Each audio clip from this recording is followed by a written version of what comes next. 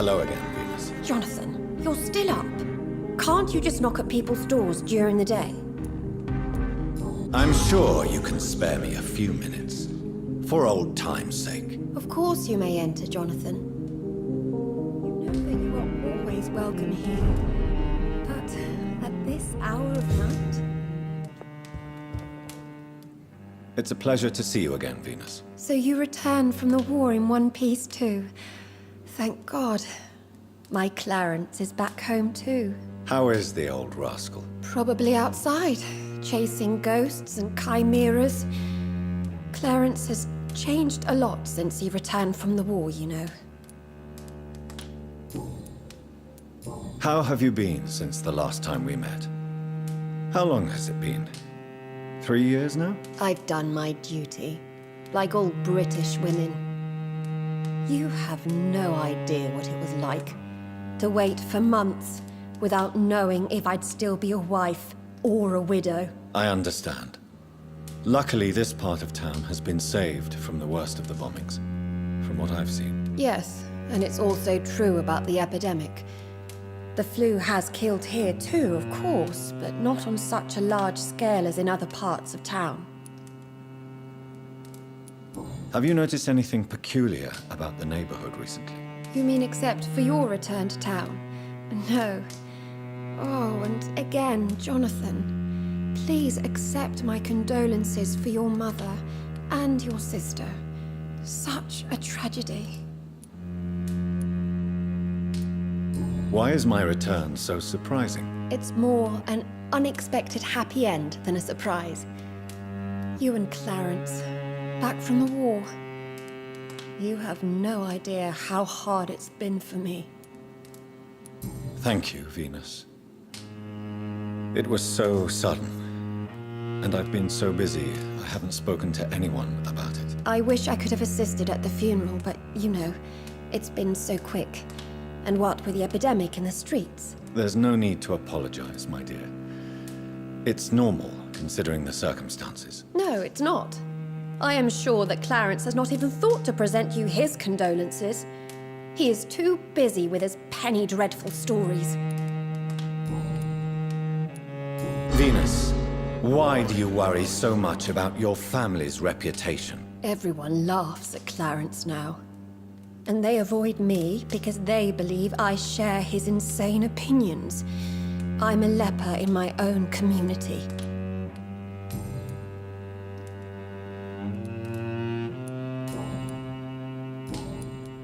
I'm investigating the source of the epidemic in this district.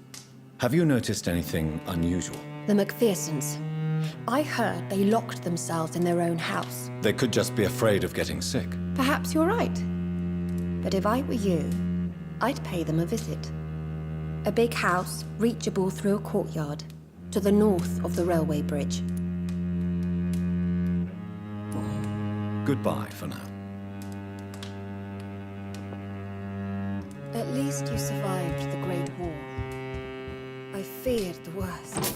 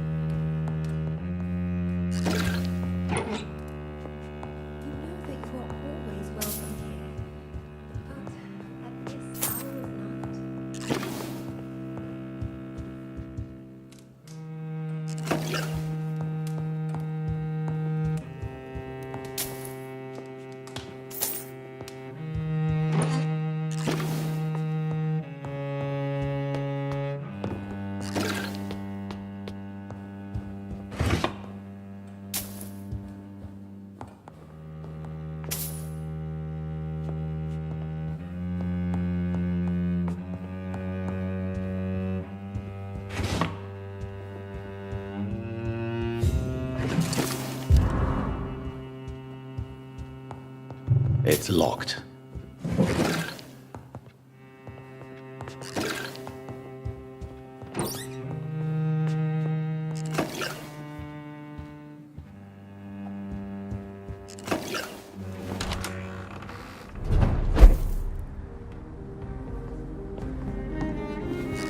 No invitation is needed to enter this building.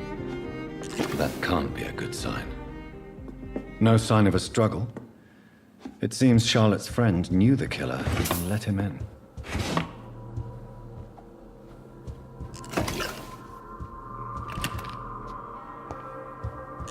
Blood.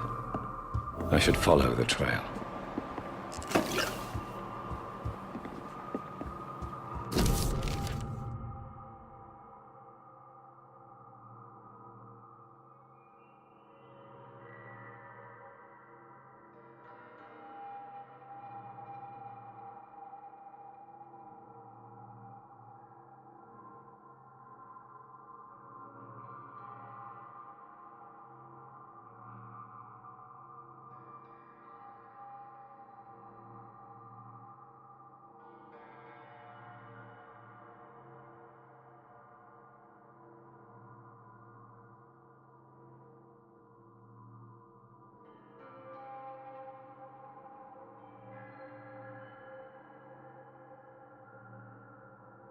Emily wanted to become a vampire. Something must have gone wrong. Someone is responsible for this mess. But who?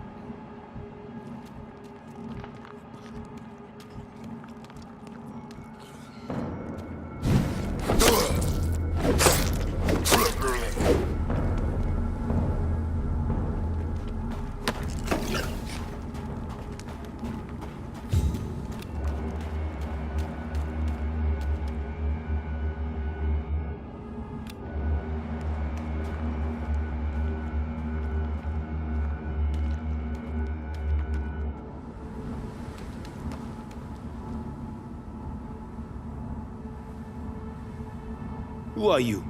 What are you doing here? I could ask you the same question. I'm the Marquis de Bois-Colombes, and I strongly invite you to find your own game, sir. I intend to do so very soon, thank you. But for the moment, I'd like to shed light on the death of a young woman killed by a vampire. A young woman killed by a vampire? Oh, you're joking, right? Oh, I do love the British sense of humor. And who exactly are you? I am Jacques-Michel Guillaume Florimond de Marquis de Bois-Colombes, at your service, my dear cousin. You're French, but your English is quite good. I was born in France, sir, but I consider myself a traveler of this world.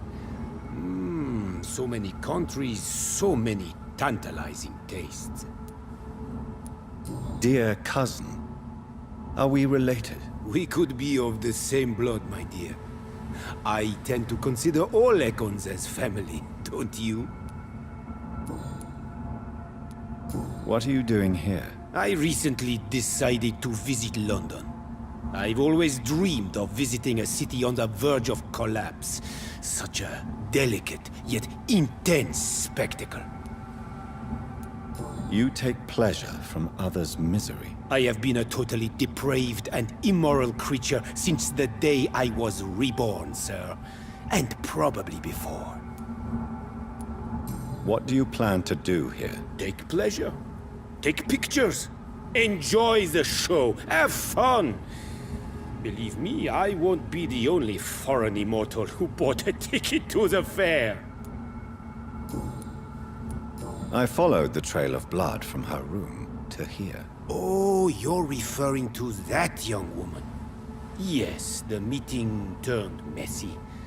I'm afraid I ruined my last redingote. So you admit you murdered her? I admit nothing, my good sir. I only regret the blood of that girl staining my clothes. Oh, blood can be so messy. What happened? She wanted to become one of us. Not the first time I have received such a proposal, but I must admit her direct approach tempted me. And then what? Her body rejected my blood. It happens, you know, sometimes even with voluntary prey. At least her gurglings brought me some fun, until the artery burst. I believe you, sir. Emily's diary confirms your statement. Oh, Emily was her name. Quite charming. Well, mystery solved then. Yes, I suppose so. You can go. And so can you. Farewell, sir. May you enjoy the spectacle of this fallen city as much as I do.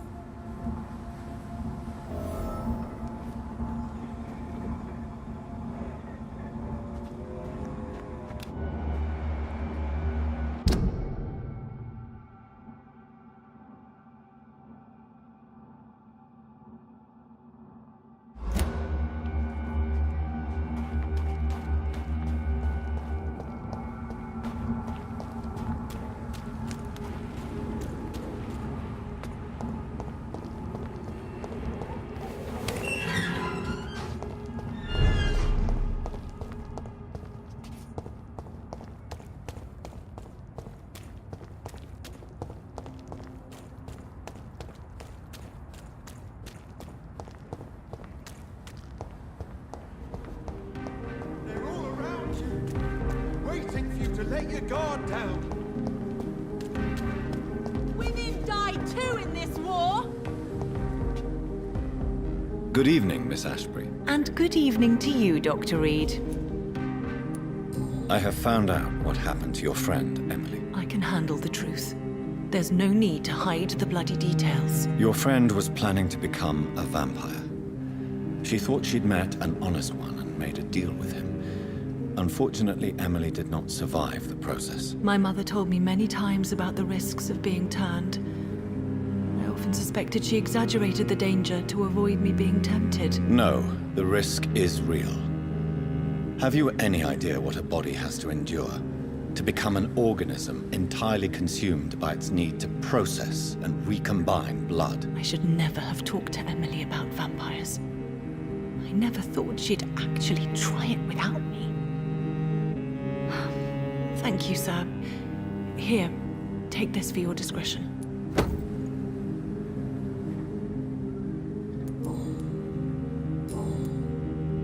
Goodbye, Charlotte.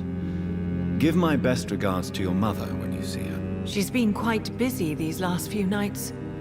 I suspect you may see her before me.